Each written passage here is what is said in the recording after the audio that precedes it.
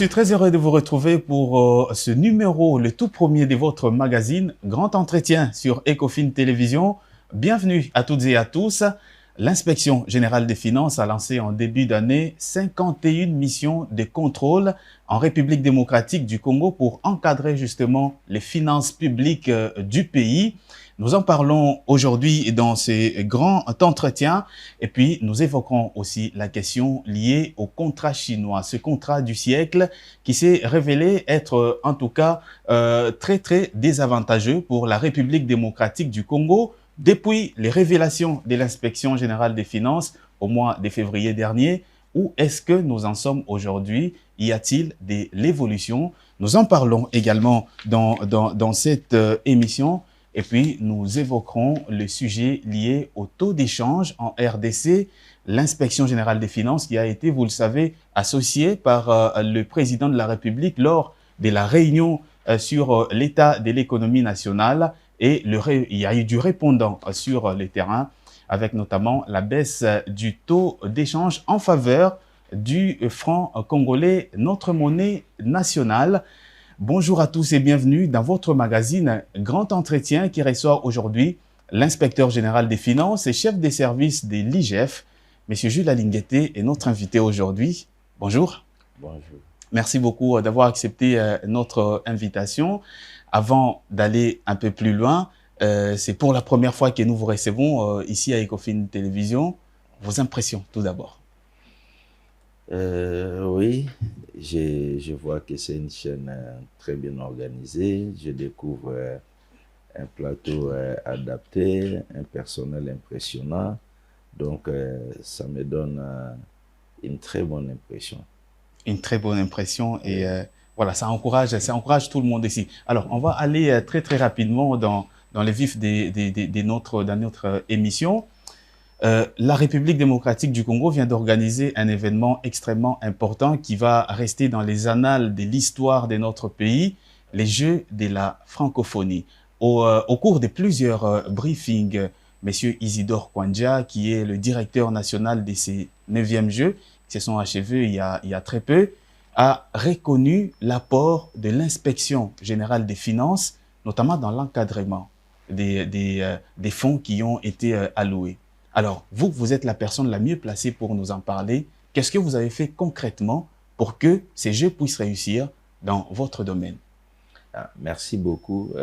J'aimerais commencer par rappeler que les Jeux de la francophonie a connu près de 3 comités qui devaient préparer ces Jeux. Il y a un premier comité qui avait échoué. Il a été remplacé par un deuxième qui a échoué et le dernier comité dirigé par M. Isidore était un comité de dernière chance. Tout à fait. Il fallait mettre les bouchées doubles pour que les Jeux de la francophonie puissent réussir. Alors, dès lors que ce 3e comité avait été désigné, l'Inspection Générale des Finances avait été instruite par la haute hiérarchie du pays d'encadrer toutes les opérations financières de la francophonie. Voilà pourquoi nous sommes allés à l'encadrement au niveau de la francophonie dès l'arrivée de l'actuel directeur de Jeux, M. Isidore. Donc, nous sommes arrivés, on a commencé à encadrer toutes les opérations financières. Et cet encadrement consistait à ce que les dépenses qui sont faites dans le cadre de la francophonie soient des dépenses régulières. Il faut vraiment noter que l'arrivée de l'Inspection Générale des Finances dans l'encadrement de la francophonie était vraiment salutaire parce que on avait constaté plusieurs tentatives de certains comités qui avaient été créés au sein de la francophonie où les gens voulaient se faire acheter des véhicules, on voulait ponctionner beaucoup d'argent pour le fonctionnement alors qu'il fallait privilégier tout d'abord les infrastructures et par la suite les Jeux. Donc nous avions, nous comme Inspection Générale des Finances, joué un rôle important pour dissuader les prédateurs de ne pas venir sur le fonds de la francophonie. Donc il y a même des structures qui ont été créées qui n'avaient pas leur raison d'être. Oui, et nous avions pratiquement empêché ces structures parce qu'on ne trouvait pas l'importance. Et ça, nous l'avions fait en harmonie avec les responsables qui géraient les Jeux de la francophonie. Donc, on a mis de l'ordre, on a travaillé ensemble et on est arrivé au résultat tel que le directeur de G vous a dit, l'accompagnement de l'inspection générale des finances. Donc, depuis que le comité était là jusqu'à la fin, nous avions encadré les opérations. Et tous ces encadrements-là, c'est au frais de l'inspection générale des finances. Au frais de l'inspection générale des finances. Nous avions mis gratuitement les inspecteurs, une équipe de 4, à la disposition de la francophonie pour censurer toutes les opérations jusqu'à la fin. Et donc, l'inspection générale des finances s'est donnée, a mis en jeu ses propres fonds pour pouvoir rendre à la République. Oui, comme dans toutes les missions, l'inspection générale des finances ne se fait pas payer par les services encadrés ou les services contrôlés. Les inspecteurs qui viennent, même s'ils font une année en train de vous encadrer, ces inspecteurs sont totalement pris en charge par l'inspection générale des finances. Ils ne dépendent à rien, à zéro, des structures encadrées ou des structures contrôlées. Alors, si je vous comprends bien, ça veut dire que l'inspection générale des finances n'a été associée que lors de la mise en place du comité Kouandja. Les autres comités qui ont foiré, on ne vous a jamais associé. Le deuxième comité, nous avions, quand il y a eu un premier comité, on n'a pas encadré, il y a un deuxième. Le deuxième comité, je crois, avec le directeur Chiyoyo, nous avions voulu mettre l'encadrement, mais il y a eu des incompréhensions terribles. Nos équipes n'ont pas pu travailler. On peut parler de résistance. Oui, il y a eu de la résistance. Bon, fort heureusement, ce comité, à la suite des abus constatés, le comité a été pratiquement mis de côté.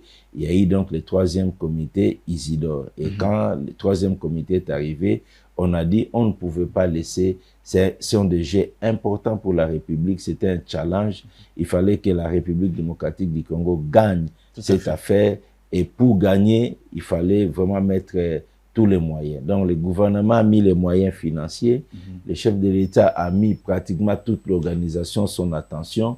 Et l'inspection générale des finances est venue avec l'encadrement des opérations financières pour éviter que l'argent que le gouvernement mettait à la disposition d'IG puisse être dilapidé. Et à ces moments précis, les Jeux de la francophonie ont pris fin. Où est-ce que vous en êtes? Vous avez mis fin à cette mission ou il y a d'autres étapes parce qui vont s'en suivre? Il y a plus de décaissement en ce qui concerne le financement de la francophonie. Les opérations sont terminées. Maintenant, il reviendra aux autorités de voir quelle est la suite à donner aux infrastructures de la francophonie et aux autres opérations. Mais pour nous, l'objectif était d'arriver à l'organisation du G. Et vous avez produit un rapport satisfaisant dans ce sens? Oui, les missions d'encadrement, en fait, sont des missions d'accompagnement de gestion, des missions qui sont là pour éviter qu'il y ait des irrégularités. Ce ne sont pas des missions de contrôle a posteriori, c'est en fait des missions de suivi au quotidien de toutes les opérations, de manière avec les gestionnaires de s'assurer que les opérations qui sont en train d'être faites sont des opérations régulières. Voilà un peu comment ça s'est passé. Donc, chaque jour, on était là, il n'y a aucun franc de la francophonie qui a été dépensé dans le comité Isidore sans que l'inspection générale des finances soit au courant et savoir pourquoi on était en train de les dépenser. Donc, on faisait un contrôle concomitant. Un contrôle concomitant qui a abouti à ce résultat heureux que nous avons aujourd'hui. On va très vite changer des chapitres. Je l'ai dit dans l'entame de cette émission. Vous avez lancé en début d'année 51 missions de contrôle au total. Vous avez dispatché des inspecteurs sur l'ensemble du territoire national. Une première question, où est-ce que nous en sommes aujourd'hui? Merci beaucoup.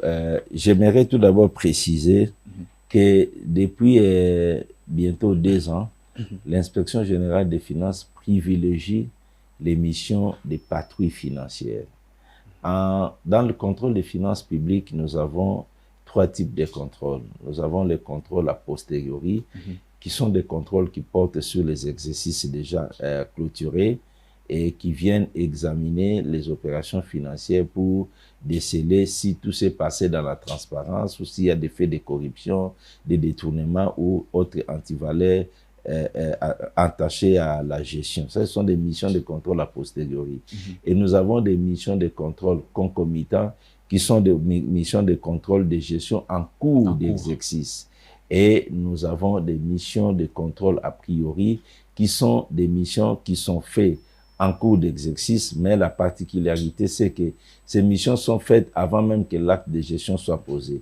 Ce sont des missions dont l'élément de base de contrôle, c'est la programmation de la dépense publique. C'est là justement qu'on vous accuse, vous, IGF, de co-gérer. Je voulais y arriver. Donc, ce sont des missions qui se basent sur la programmation de la dépense. Et le mode opératoire, c'est que les gestionnaires qui sont mis sous ces contrôles-là sont obligés, au début de chaque semaine, de présenter une programmation de leurs opérations financières. Et cette programmation des opérations financières est analysée sur le plan de la régularité des opérations qui sont programmées, et il s'ensuit une discussion d'une journée, l'inspection générale des finances et les gestionnaires. Lorsqu'on aura fait montre aux gestionnaires les irrégularités programmées, on lui demande de les laguer. Par la suite, le gestionnaire prend les plans de programmation et pose ses actes de gestion. Les gens parlent de la cogestion. Ça, c'est au fait, c'est dû particulièrement au fait que ce type de contrôle n'était pas d'application dans notre pays. Bien que prévu dans les textes, ces contrôles n'étaient pas appliqués. Tout le monde, que ce soit la Cour des comptes. Les textes auxquels vous faites référence, c'est la loi relative aux finances publiques. J'arrive. Que ce soit 121. Que ce soit la Cour des comptes, que ce soit l'inspection générale des finances ou le Parlement, tout le monde était dans les contrôles a posteriori. Et ces contrôles a posteriori, nous ne cessons de le dire, ce contrôle a des limites énormes. Parce que, de un, ce sont des contrôles qui viennent constater les dégâts. De deux, pour l'efficacité de tel genre de contrôle, il faut que la justice puisse être vraiment rapide. Enfin, de manière à ce que lorsqu'on transmet les rapports sur des faits de détournement, de corruption, que la justice puisse vraiment prendre les relais. Et généralement, quand vous venez faire un contrôle a posteriori, et vous trouvez peut-être que les gestionnaires, avec tout ce qu'on a comme problème, les gestionnaires d'il y a 2 ans, il est déjà parti, il a commis les dégâts, vous constatez les dégâts, vous allez à la justice, la personne n'est plus là, ça posait beaucoup de problèmes. Voilà pourquoi, en 2021, au vu des dégâts énormes qui avaient été constatés dans la gestion des finances publiques congolaises, nous avions estimé au niveau de l'inspection générale des finances activer le contrôle concomitant et le contrôle a priori. Ces contrôles-là, ce n'est pas que l'inspection générale des finances les ont créés. Ces contrôles existaient et c'est prévu dans la législation. Si vous prenez le règlement général sur la comptabilité publique en son article 125, donc les règlements généraux sur la comptabilité publique, c'est un décret du 6 novembre 2013 du Premier ministre en son article 125. Ce décret-là dit tout simplement clairement que les contrôles de l'inspection générale des finances peuvent être a posteriori, concomitants ou a priori. Aujourd'hui, si vous prenez même les textes portant création de l'inspection générale des finances, l'ordonnance 87-323 du 15 septembre 1987, telle que modifiée à ce jour, cette ordonnance-là, à son article 12, dit aussi clairement que les missions de l'inspection générale des finances peuvent être a posteriori, concomitant ou a priori. Et enfin, quand vous allez dans la loi relative aux finances publiques, qui est vraiment la loi mère qui régit notre finance publique, vous trouverez au niveau de l'article 121 où on définit aussi les missions de l'inspection générale des finances. On dit clairement que l'inspection générale des finances a reçu la mission de surveillance de toutes les opérations financières de l'État.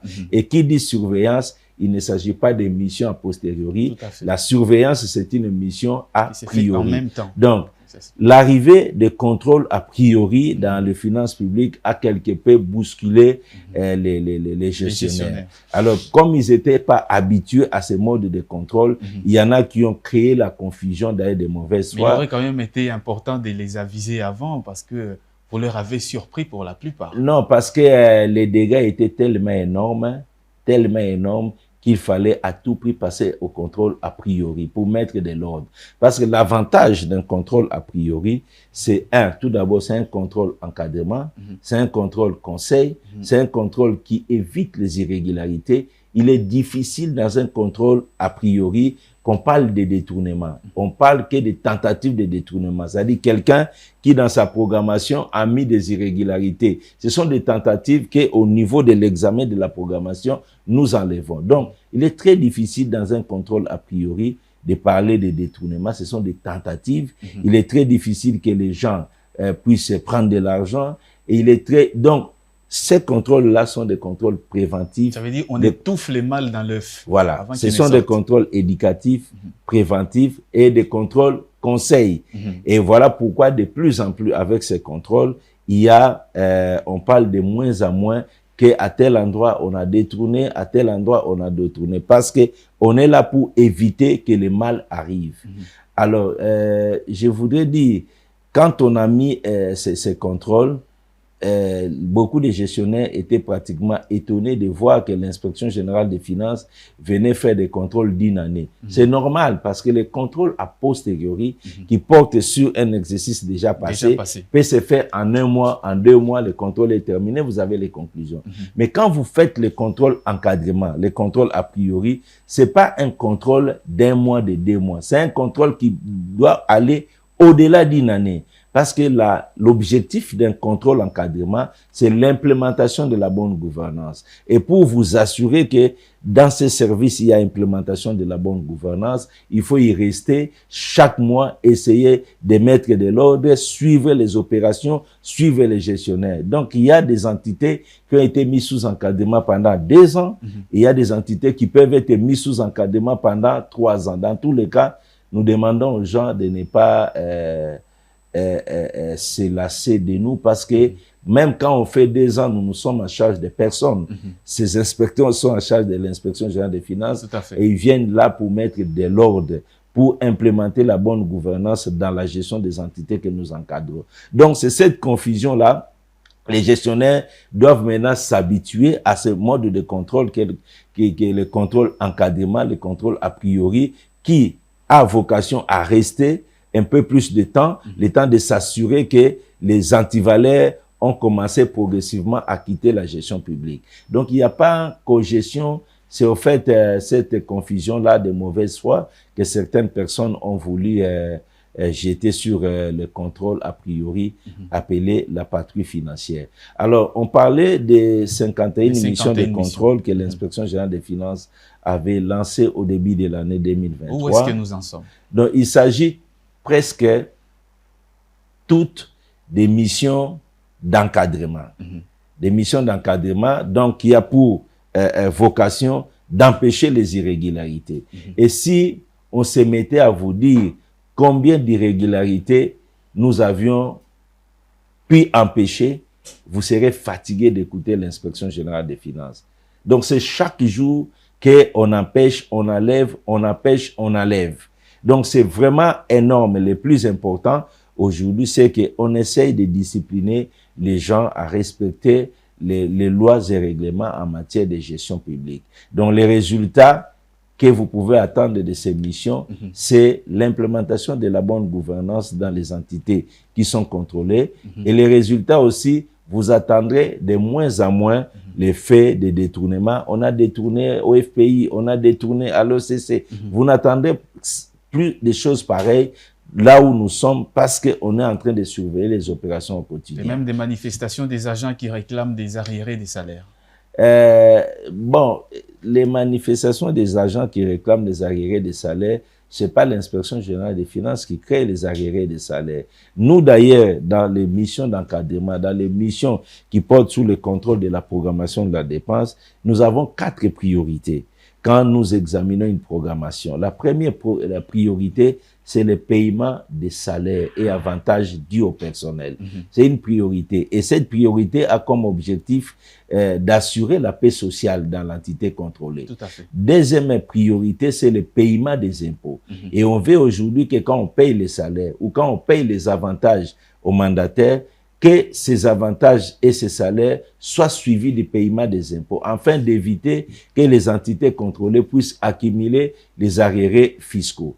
Troisième objectif, c'est de s'assurer que les mandataires, les personnes qui sont choisies pour gérer ces entités publiques, n'exagèrent pas, ne commettent pas des abus en ce qui concerne l'octroi des avantages injustifiés, des avantages illégaux.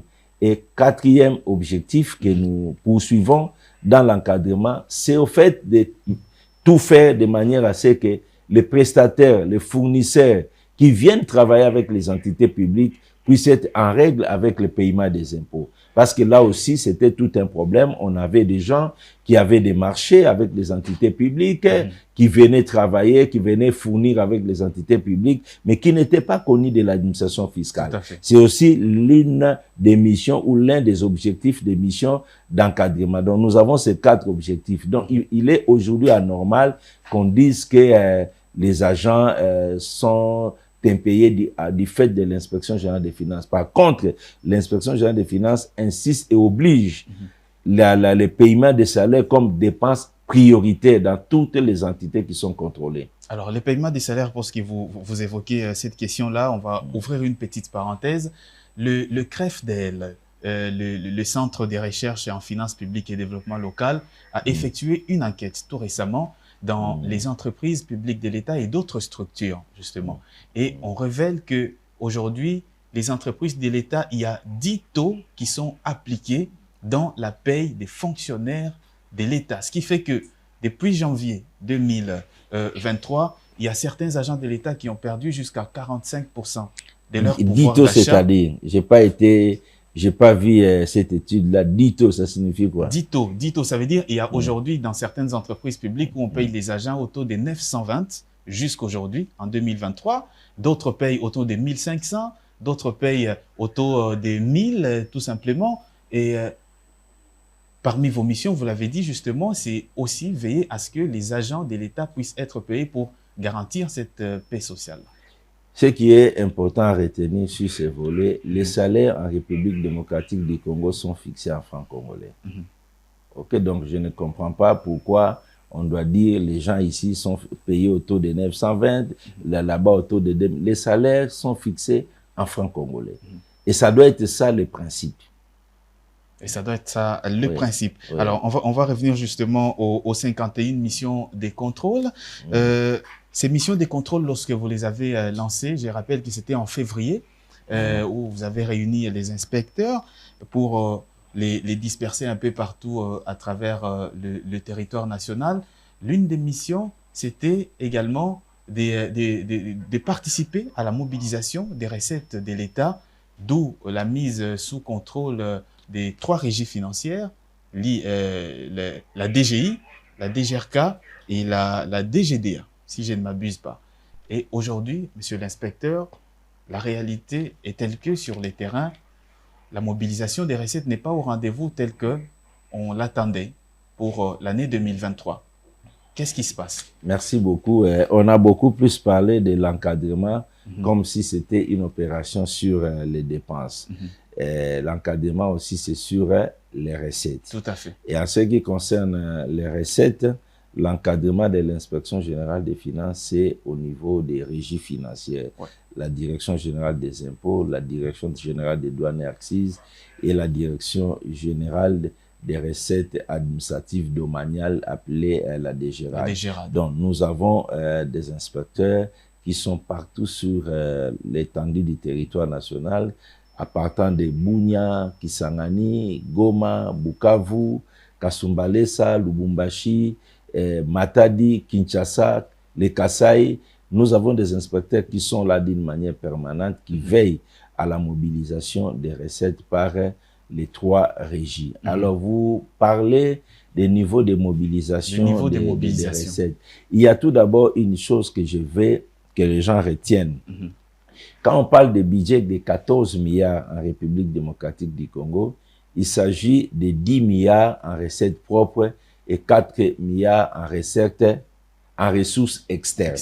Ça, c'est la première des choses. Parce qu'il y a toujours cette confusion-là. Les gens pensent que les assignations des régies, c'est autour de 14 milliards de dollars. Non. Les assignations des régies, c'est autour de 10 milliards de dollars. 22 000 milliards de francs congolais. Donc, l'équivalent de 10 milliards de dollars américains. Si on prend les taux actuels, ça descend un peu plus, mais nous gardons le cap de 10 milliards de dollars américains assignés aux régies. Et si vous regardez les rythmes de mobilisation déjà, au 31 juillet, on était déjà autour de 6 milliards de dollars américains en mobilisation des ressources internes par les régies. Au 31 juillet ici. Oui, au 31 juillet. Alors, je ne vois pas pourquoi on parle des contre-performances. Il n'y a pas, à mon point de vue, contre-performance. Nous sommes en train d'évoluer. On attend 10 milliards, on ne sait pas là où on va terminer, mais à voir la situation telle que ça évolue, je pense que on a toutes les chances d'atteindre les 10 milliards. Et si on n'a pas les 10 milliards, mais ce serait peut-être 9 milliards 800, 9 milliards 600, mais on est vraiment à l'objectif, à notre point de vue. Alors donc, les 4 autres milliards, il s'agissait des ressources extérieures qui ne dépendent pas des régies, et qui dépendent de la bonne volonté ou des accords d'atteinte des assignations qu'on a avec les institutions internationales. Comme le FMI. Le FMI, la Banque mondiale, tous ceux qui ont promis. Et justement, lorsqu'on sait que l'année dernière déjà, à cette même période, on était pratiquement à 77% dans les mobilisations des fonds au niveau interne. Et aujourd'hui, voilà, la mobilisation, elle est faible du point de vue notamment des documents que nous recevons ici à Ecofin Télévision provenant de la Banque centrale du Congo. On essaye d'analyser, on se pose quand même cette question, est-ce que l'État aujourd'hui congolais sera en mesure d'atteindre ces assignations? Oui, j'ai presque répondu à votre question en vous disant que les assignations pour les régies seront atteintes. Parce que tel qu'on est en train d'évoluer, on est dans les bons. Le problème, c'est avec les ressources extérieures promises par toutes ces institutions. Est-ce que nous allons atteindre les 4 milliards pour faire le budget des 14 milliards? C'est là la question. Mais en ce qui concerne les ressources propres à mobiliser par les régies, je pense que nous n'avons pas de problème, de sérieux problèmes. On est encore au mois d'août, on est en train d'évoluer. Je pense qu'on est dans les bons. On est dans les bons. Ce qui s'est passé en 2022, c'était, au fait, si je peux vous expliquer clairement, c'est vraiment un sérieux problème technique que tout le monde ne peut pas très bien comprendre. Ce qui s'est passé en 2022, c'est qu'au mois d'avril, en termes de paiement de l'impôt sur les bénéfices, on a eu à réaliser près de 2 milliards de dollars de recettes, rien que pour le mois d'avril, parce que ça coïncidait avec l'échéance de paiement de l'impôt sur les bénéfices. Et cet impôt-là, ce qu'on payait au mois d'avril, c'est au fait les soldes des bénéfices réalisés par tous les assujettis par rapport aux acomptes ultérieurement ou antérieurement payés. Alors, il s'est fait qu'au mois d'avril 2022, les acomptes qui ont été payés en 2021 pour cet impôt-là étaient faibles. Ce qui fait que quand, au mois d'avril, les opérateurs économiques sont venus déclarer les bénéfices extrêmement importants, on a déduit des acomptes qui étaient faibles, les soldes qui étaient payés étaient très importants et on a eu encaissé 2 milliards. Donc, à partir de 2022, c'est comme si l'économie congolaise a atteint un niveau donné. Nous avions commencé à évoluer avec ces niveaux. Les gens s'attendaient à ce qu'en avril 2023, qu'on puisse encore faire 2 milliards. Non, on n'a pas fait 2 milliards au mois d'avril 2023 parce que l'économie congolaise a fonctionné presque au même rythme que l'exercice 2022. Ça signifie quoi? Au 30 avril 2023, quand les gens sont venus déclarer leurs bénéfices par rapport aux acomptes, les bénéfices étaient à un niveau, le même niveau que 2023-22, donc les bénéfices 2023 étaient au même niveau que les bénéfices 2022. Mais les acomptes qui ont été payés en 2022 par rapport aux bénéfices 2023, ces acomptes-là étaient élevés parce que l'année 2022 était une année de prospérité économique. De telle manière que quand on a pris les soldes au 30 avril 2023, sur base des déclarations, moins les acomptes, on a eu, les soldes étaient autour de 20%. Donc, c'est ça ce qui s'est passé. Donc, ce n'est pas à proprement parler une contre-performance. Ce qu'il faut retenir, c'est que 2022 et 2023, l'économie congolaise a fonctionné presque au même rythme. Alors, si on veut avoir un autre boom, c'est là la question. C'est ça, justement. Si on veut avoir un autre boom en termes de recettes internes, on doit tout d'abord faire l'analyse pourquoi il y a eu le boom 2022. Pourquoi il y a eu le boom 2022-2021, agir sur les mêmes paramètres pour que le boom 2024 arrive.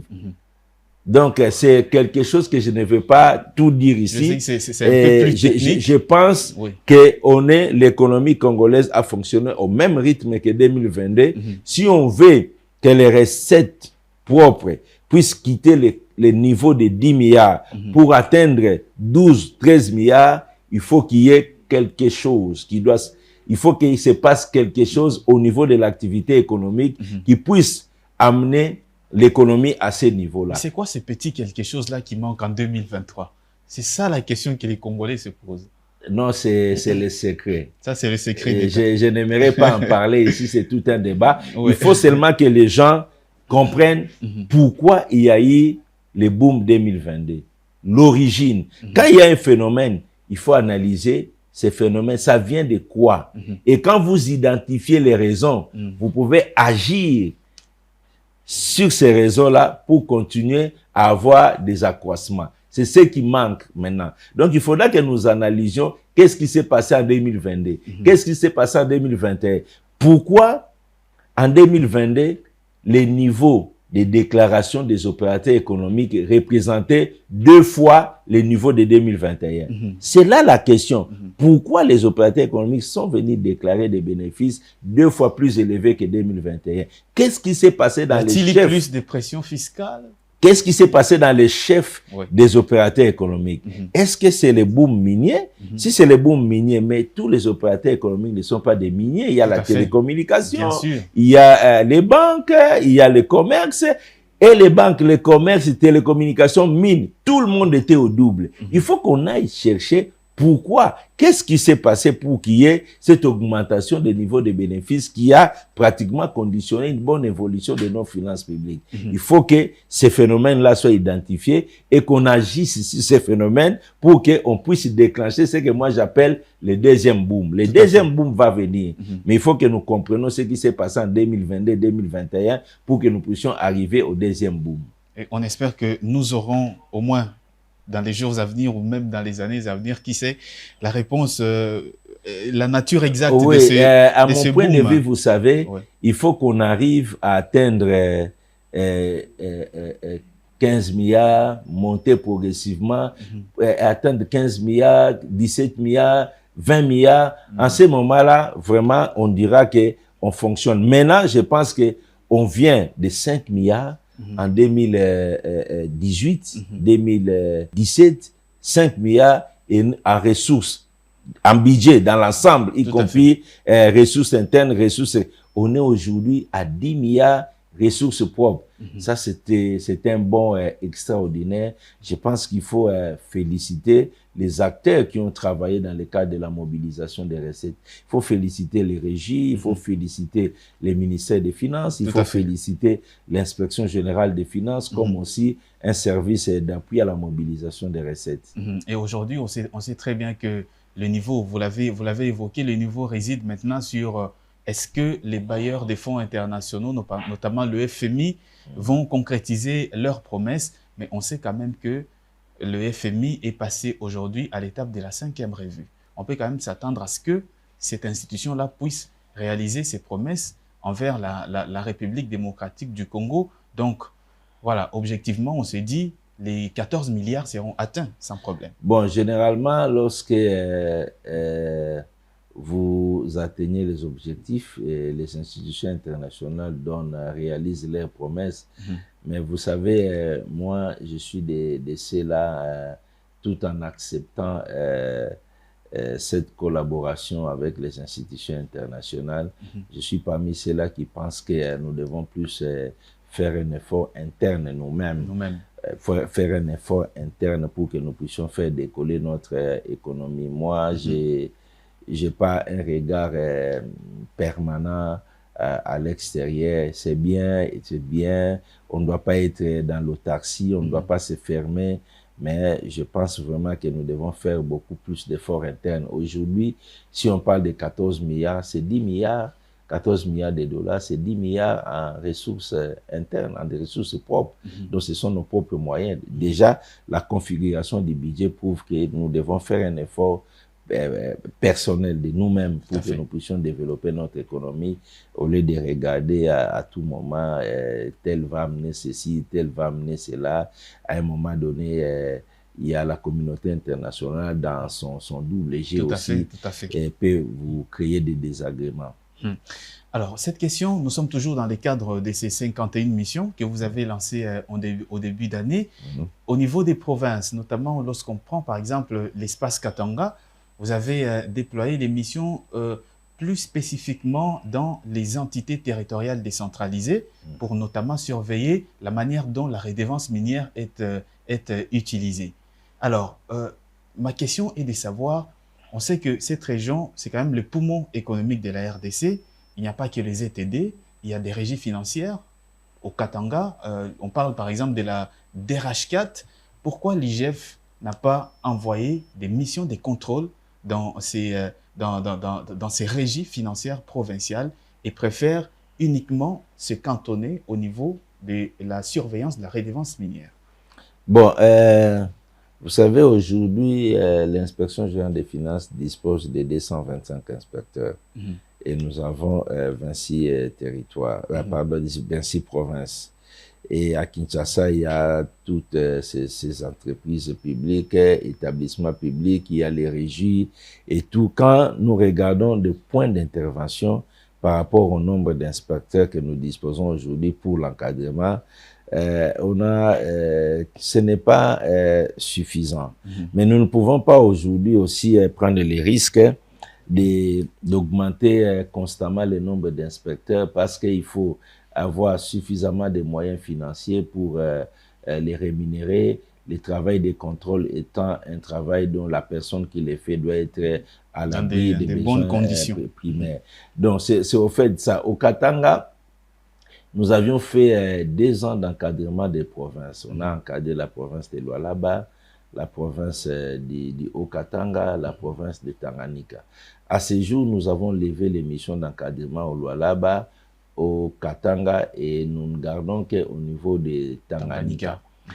Mais au niveau de Lualaba et du Haut-Katanga, nous avions constaté que quand on a encadré les provinces, on avait oublié qu'il y avait des entités territoriales qui avaient des moyens importants et ces moyens n'avaient aucun impact sur le terrain.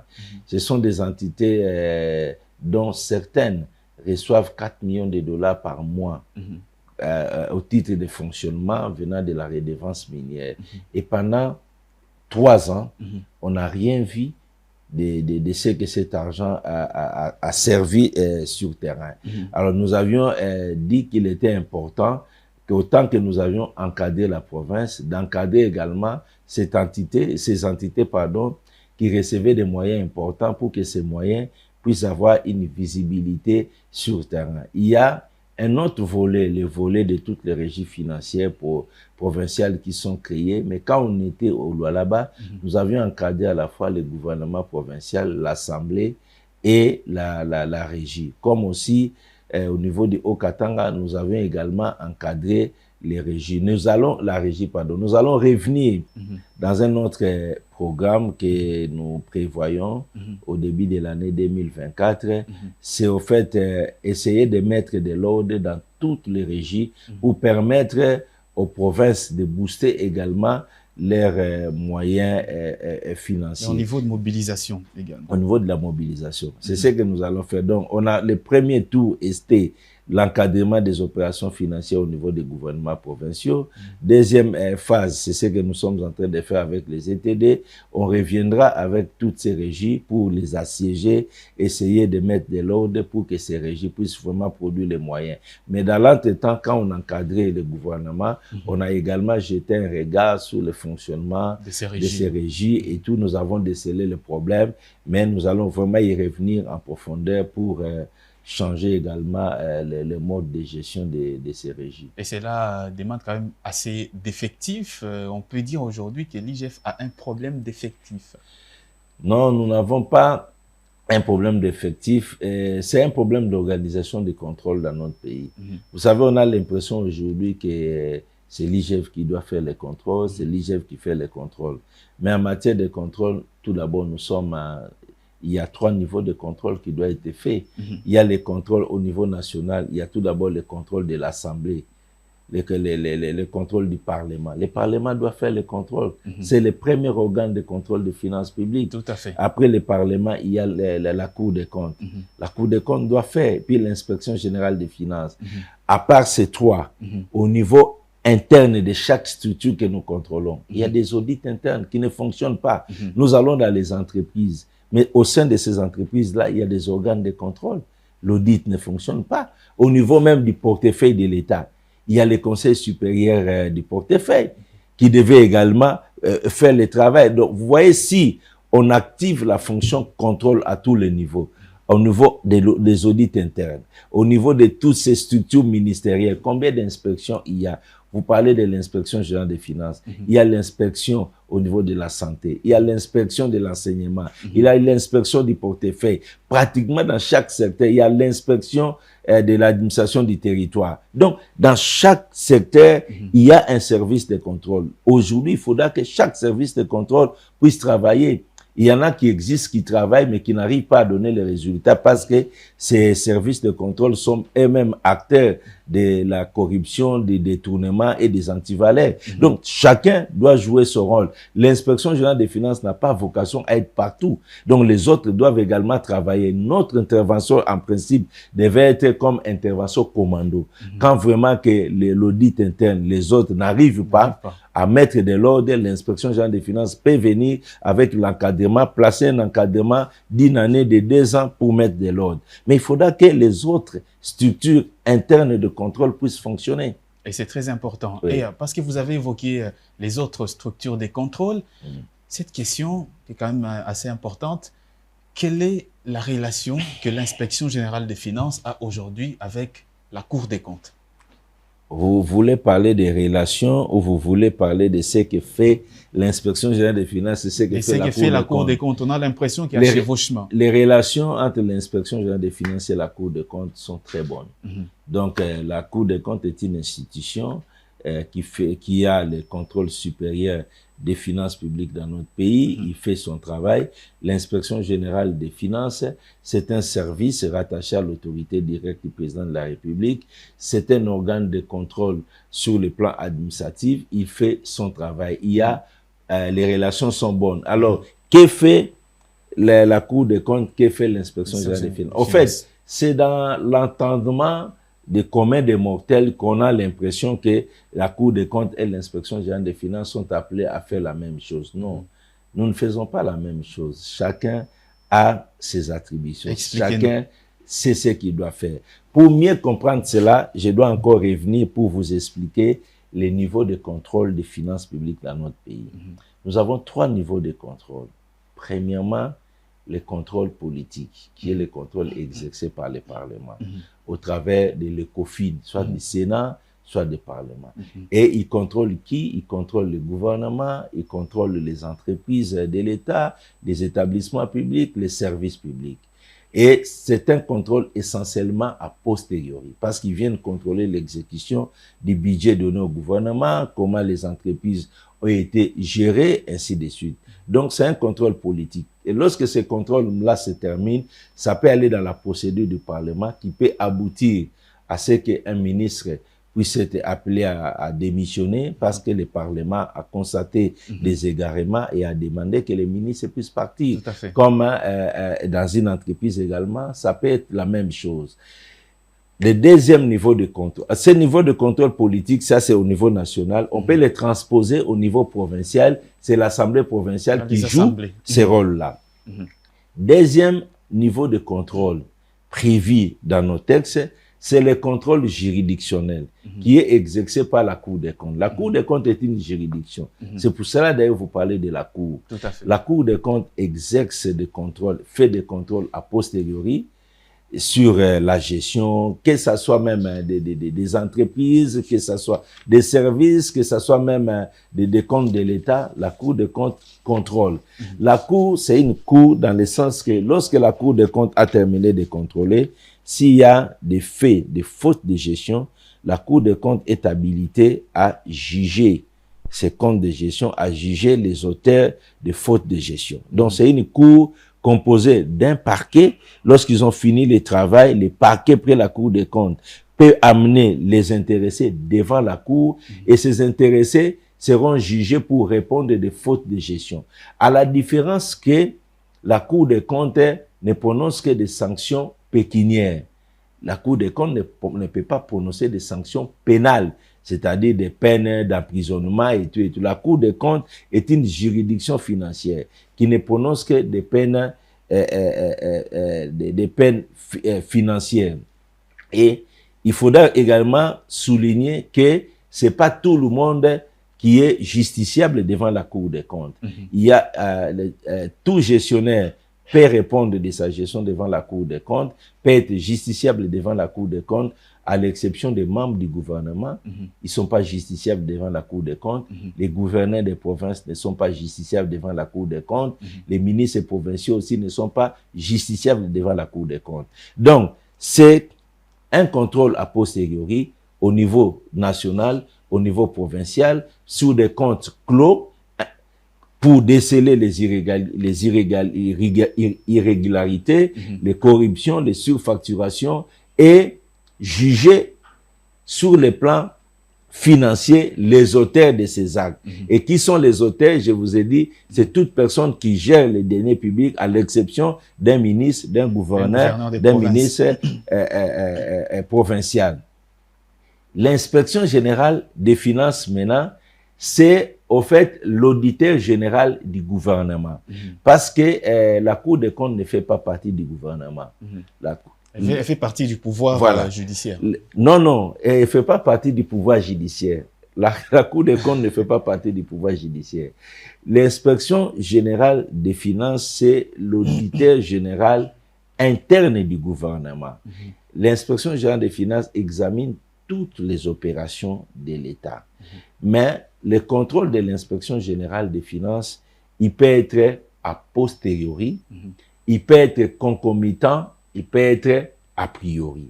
Alors, si vous avez compris ce que j'ai dit, le Parlement n'a qu'un contrôle a posteriori, la Cour des comptes n'a qu'un contrôle a posteriori, l'inspection générale des finances a un contrôle a posteriori, un contrôle concomitant, un contrôle a priori. Et c'est là toute la différence. Quand nous sommes dans contrôle a posteriori, le contrôle du Parlement tient le contrôle de la Cour des comptes en état. Donc, lorsque le Parlement contrôle, la Cour des comptes ne peut pas contrôler. En restant dans a posteriori, lorsque la Cour des comptes contrôle, le contrôle de la Cour des comptes tient le contrôle de l'IGF en état. C'est-à-dire, si la Cour des comptes contrôle, l'IGF ne peut pas contrôler. Lorsque nous sommes tous dans le volet a posteriori, alors l'inspection générale des finances, au-delà du contrôle a posteriori, dispose du levier contrôle concomitant, contrôle a priori. Les deux types de contrôle constituent au fait une exclusivité de l'inspection générale des finances. Parlant de l'inspection générale des finances encore, je voudrais dire, si nous sommes l'auditeur interne, l'auditeur général interne du gouvernement, nous contrôlons toutes les opérations du gouvernement, mais les inspecteurs des finances sont revêtus de la qualité d'officiers de police judiciaire à compétences spéciales. Ce qui leur permet, que ce soit dans leur mission de contrôle a posteriori, que ce soit dans les missions de contrôle concomitants, lorsqu'ils constatent des faits de détournement, de corruption, des irrégularités, ils ont la possibilité de travailler avec la justice. Donc, nous travaillons avec les cours et tribunaux. Nous travaillons avec les parquets. L'inspection générale des finances, c'est aussi l'appendice. C'est aussi un service qui relève des parquets parce que le travail de l'inspection générale des finances, toutes les irrégularités, les inspecteurs étant des OPJ, ces inspecteurs relèvent du procureur.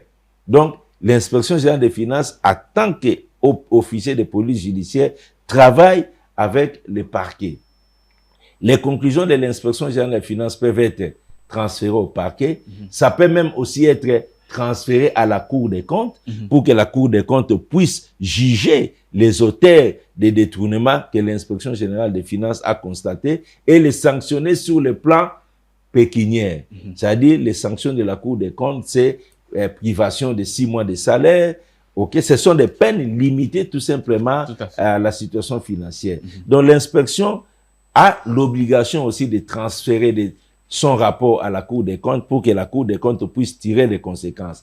Mais l'inspection transfère également son rapport devant les cours et tribunaux ordinaires pour que les cours et tribunaux ordinaires tirent les conséquences ou les sanctions pénales.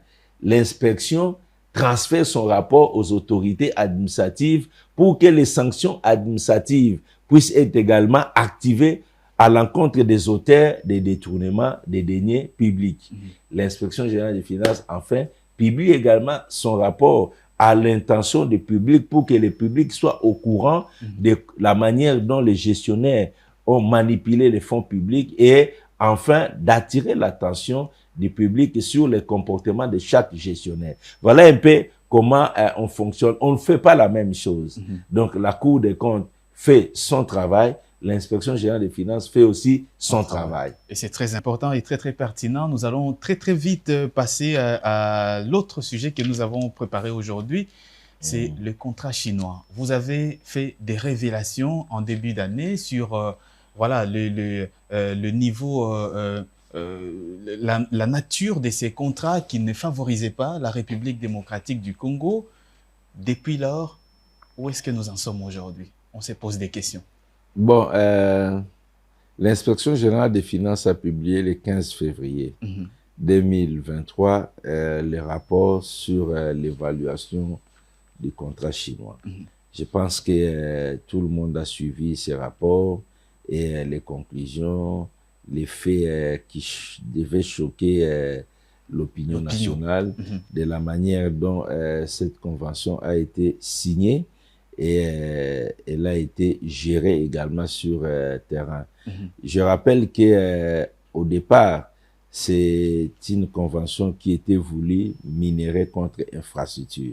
C'est-à-dire, la République démocratique du Congo offrait ses minerais en exploitation avec les sociétés chinoises et en contrepartie, la République devait gagner des infrastructures. Si les gens se rappellent bien, quand ces contrats étaient en train d'être signés, il y avait des panneaux partout où on montrait des TGV, on montrait des logements sociaux. On se disait que c'était la voie du développement du Congo. Beaucoup de choses. Aujourd'hui, il était vraiment important que nous puissions faire une évaluation. Il ne faut pas qu'on ait l'habitude de passer sous silence certaines choses. Voilà pourquoi nous avons fait l'évaluation. Les conseils étaient catastrophiques. Et c'est choquant. C'est choquant et je voudrais vraiment en profiter pour dire les malheurs de notre pays, ça vient parfois des intellectuels. Tout à fait. Ça vient parfois des intellectuels. Ce ne sont pas les mamans qui sont là, les marchés, qui sont à Ngaba, à Massina, à Mangobo, ou à Njanja, ou à Yé. Non. Ce sont vraiment nous, les intellectuels congolais, avec notre stylo, avec notre tête. C'est nous qui condamnons les pays. C'est nous qui sommes les acteurs du sous-développement dans notre pays. Parce que quand vous voyez les gens qui ont signé ces contrats, vous vous demandez est-ce qu'il s'agissait des Congolais ou il s'agissait des étrangers. C'est vraiment inacceptable. Donc, ce sont des gens qui n'ont regardé que leurs intérêts et ils ont pratiquement tout donné à l'autre partie. Maintenant, la tâche difficile, c'est quoi? Lorsque, depuis 2008 que vous avez signé les contrats, nous sommes aujourd'hui en 2023, ça va faire 15 ans. Lorsque vous avez habitué les gens dans des pratiques, vous avez un contrat où l'autre partenaire avait 90% de beefsteak sur son assiette et nous, on avait 10%. Lorsqu'il faut demander à quelqu'un qui mange déjà, qui est habitué à manger pendant 15 ans, à lui dire non, c'est injuste, il faut renverser, mais c'est un combat. Anormal. Et ça peut coûter beaucoup de choses. Les gens minimisent ça, mais ce sont des gros intérêts. On est en train de parler des milliards On ne parle pas des millions de dollars, c'est un contrat de milliards de dollars. Et il y a des gens qui, des années, ont pris goût, à danser sur les richesses de la République démocratique du Congo. Alors, vous voulez savoir pourquoi, où est-ce que nous en sommes? Depuis le 15 avril, quand on a publié, il y a eu des problèmes, et finalement, vous le savez, son Excellence, Monsieur le Président de la République, chef de l'État, a été invité en Chine. Il y a eu conclusion d'un partenariat entre la Chine et la République démocratique du Congo. Dans ce cadre-là, il a été demandé que les contrats chinois puissent être révisités. Mais cette révisitation devra tenir compte des amitiés entre les deux pays et du fait également que les contrats devraient devenir gagnant-gagnant. Alors, la tâche n'est pas facile quand il faut vraiment, surtout qu'il s'agissait des entreprises privées, des entreprises chinoises. La tâche n'est pas facile quand vraiment il faut, à tous les éléments, les 15 éléments de déséquilibre soulevés, demander à ces gens-là de changer de position. C'est très, très, très difficile. Les négociations ont commencé, ça fait 3 mois, et nous sommes là-dedans. Presque chaque semaine, nous avons des jours de négociations au niveau du Palais des Nations, le gouvernement, quelques experts de la présidence, la GECAMINE, l'inspection générale des finances, l'agence pour le pilotage et le suivi des opérations des SICOMI. Nous nous réunissons pour... de manière régulière. C'est maintenant 2 fois par semaine, les mardis et les jeudis, 14h jusqu'à parfois un peu tard, 20h, vous êtes là. Nous sommes en train d'examiner point par point pour qu'on arrive à la conclusion.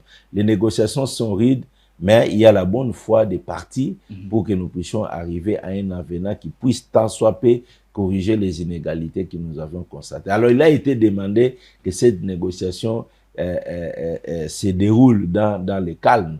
Voilà pourquoi il n'y a pas suffisamment de communication pour ce qui se passe. D'où l'inquiétude également de l'ODEP. Quand on aura fini la négociation, il en sortira un avenant. Cet avenant sera rendu public. Les gens vont voir quels sont les points que nous avions gagnés, que la République démocratique du Congo a gagné dans ces négociations. Donc les négociations sont en cours. Elles sont en cours. Vous parlez des bonnes foi des partis, les partis qui montrent aujourd'hui des bonnes foi. La partie chinoise aussi?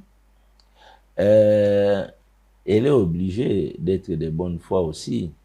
Parce que je vous ai dit que les 2 chefs de l'État ont voulu que les négociations se déroulent dans le cadre également des amitiés entre les peuples. Donc ils doivent comprendre que le peuple congolais doit se retrouver. La RDC doit également avoir des infrastructures. Donc au début c'était difficile parce que les Chinois pensaient qu'ils avaient à faire face à eux, à des gens avec qui ils avaient négocié il y a 15 ans. Or, ils ont rencontré une résistance, ils ont rencontré une dose de patriotisme dans les négociateurs congolais, les membres du gouvernement et tout, qui les a pratiquement surpris, la partie chinoise. Donc, ils ne pensaient pas aujourd'hui avoir des Congolais conscienciés qui puissent leur dire ça c'est faisable, ça ce n'est pas faisable. C'est au fait ça a beaucoup retardé. Quand vous êtes habitué à aller dans des négociations où les gens ne sont pas conscients de leur pays, ils vous donnent tout ce que vous demandez à contrepartie des billets des banques. C'est facile pour vous, mais les jours où vous rencontrez vraiment des personnes consciencieuses qui vous disent non, ce n'est pas comme ça, c'est ceci, c'est cela, vous prenez tout d'abord le temps de réfléchir que vous êtes en train de rêver ou c'est une réalité. Ça aussi, ça a pris du temps. Aujourd'hui, ils ont compris que non, ils ne sont pas en train de rêver. Il y a aujourd'hui le patriotisme dans les chefs de négociateurs congolais. Il y a une prise de conscience dans la partie congolaise et ils ont compris cela.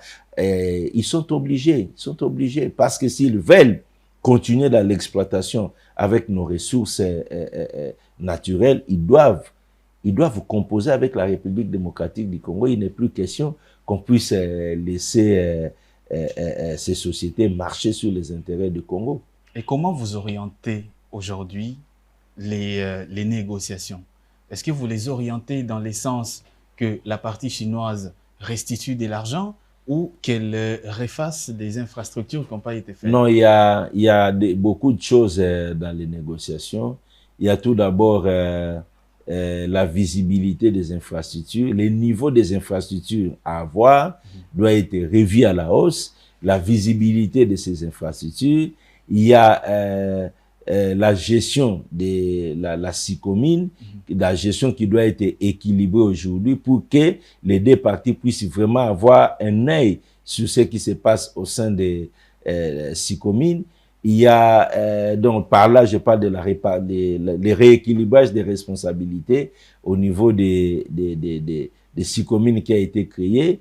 Il y a un problème sur Sikohydro qui gère les barrages Boussanga, barrage qui est au fait issu également des SICOMIN. Donc il y a beaucoup de problèmes qu'il y a là-dedans que nous sommes en train de discuter élément par élément pour qu'on arrive vraiment à remettre de l'ordre. Dans tous les cas, au finish, en résumé, il a été promis des infrastructures. Il faut que ces infrastructures-là puissent être palpables. Justement. Et nous sommes en train de nous battre pour que les niveaux des infrastructures qui étaient à 3 milliards, qui puissent être au-delà de 3 milliards, parce que ça ne représente, les 3 milliards ne représentent rien. Si vous regardez seulement les exonérations que le gouvernement congolais a consenties, c'est au-delà, nous sommes au-delà de 5 milliards d'exonérations que nous avions consenties. Alors nous ne pouvons pas accepter de perdre 5 milliards en exonération. Nous avons encore des minéraux que nous avions mis en exploitation et qu'on ne gagne que 3 milliards d'infrastructures. Il y a un déséquilibre. Voilà pourquoi on est en train de travailler pour qu'on corrige pratiquement toutes ces inégalités. Et c'est très important. Oui.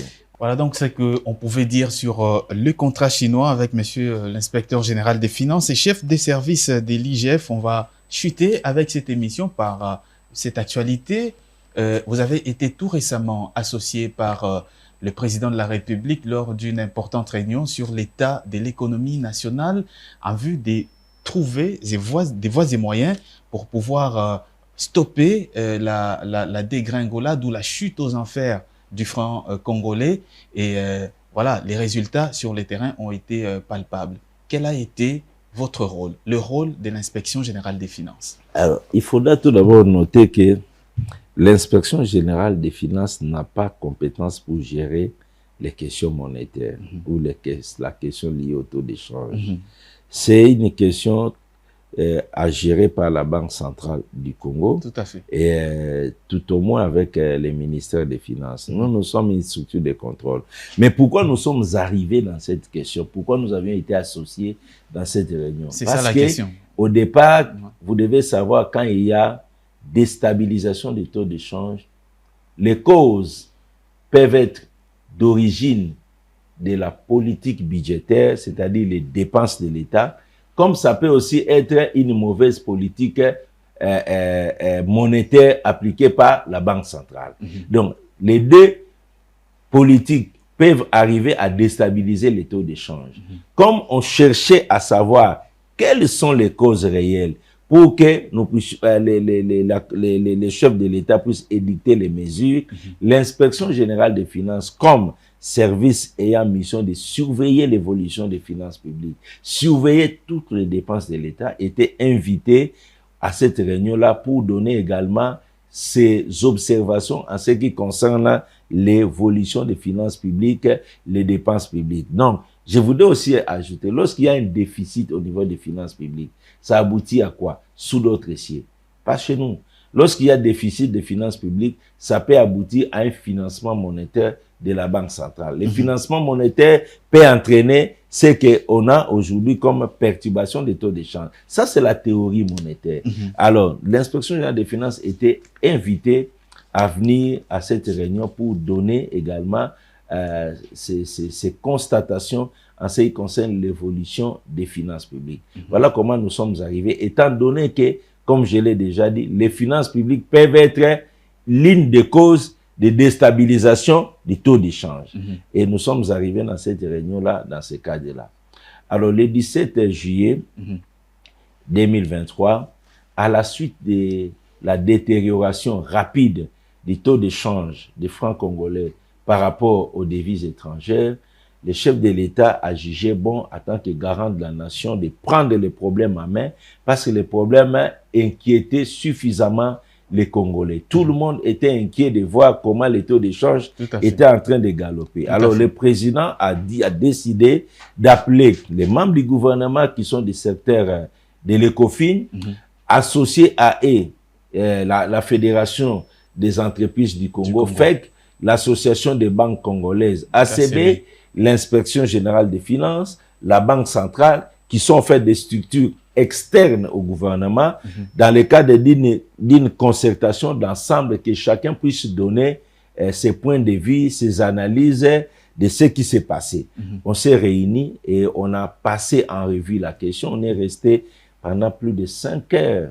Avec le président de la République. Oui, le président a personnellement présidé cette réunion de 17h pratiquement jusqu'à 21h30. Il a présidé la réunion et tout le monde a parlé, chaque institution a donné son point de vue et il s'en est sorti les mesures édictées ce jour-là, ces mesures qui ont été annoncées par le président de la République lors du Conseil des ministres qui s'en étaient suivis. Et c'est ces mesures-là qui ont fait qu'aujourd'hui, le taux d'échange a commencé, au fait, le franc congolais a commencé à s'apprécier sur le marché d'échange. Parmi ces mesures, il y a des mesures qui sont d'ordre monétaire, il y a des mesures qui sont d'ordre budgétaire.